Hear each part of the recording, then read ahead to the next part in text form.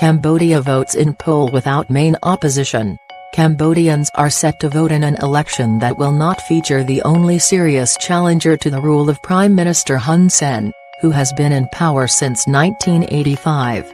Critics have called the vote a sham as the Cambodia National Rescue Party, which narrowly lost the last election, has been dissolved.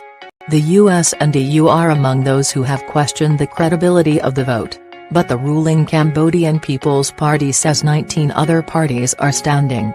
On Friday, the Cambodian government ordered internet service providers in the country to block a number of independent news websites, including Radio Free Asia, Voice of America and Voice of Democracy. It also singled out a post on the German version of the image-sharing site Pinterest, which had specifically referenced the Cambodia National Rescue Party. English newspaper outlets were among other sites blocked. As part of a large UN peacekeeping mission, Cambodia held its first multi-party elections in decades in 1993 after years of bloodshed and war. Some 2 million people are estimated to have died between 1975 and 1979 when the country was ruled by the radical communists of the Khmer Rouge. Hun Sen, a former soldier in the Khmer Rouge who later opposed them, has presided over a sustained period of rapid economic growth. He has long been accused of using the courts and security forces to crush dissent and intimidate critics, but has for years allowed some measure of political opposition to his CPP party. This election however marks the death of democracy in Cambodia, senior opposition figure Mu Sashwa told the BBC. Analysts say that a key test for Hun Sen's legitimacy will be how many voters turn out.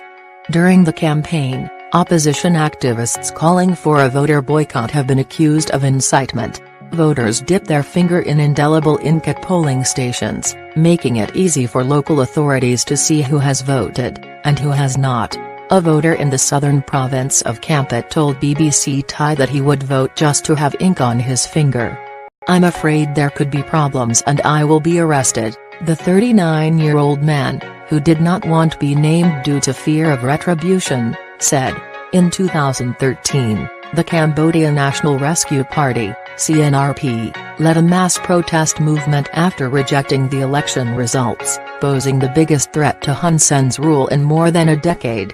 It was allowed to contest local elections last year, and won around 44% of the popular vote. Since then, its leader has been jailed for alleged treason, and much of its senior leadership has fled abroad, trying to drum up support for international sanctions. Independent media outlets have closed or left the country and journalists have been arrested. The party itself was dissolved in November by the Supreme Court, based on a complaint from the government that it was conspiring with the US to overthrow it.